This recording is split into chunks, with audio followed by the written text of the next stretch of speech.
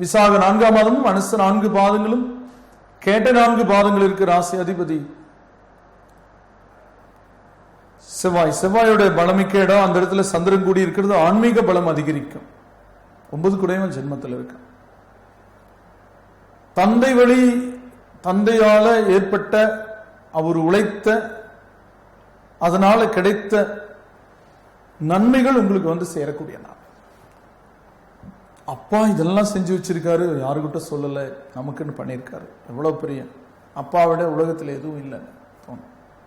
தந்தை சொல் மிக்க மந்திரம் இல்லை. சொல்லுக்கு அவ்வளவு வலிமை. பணம் சேர்க்காட்டி பரவாயில்ல, தந்தை சொல்லு அதை விட பெரிய மந்திரம் இல்லைன்னு சொல்லிட்டாங்க.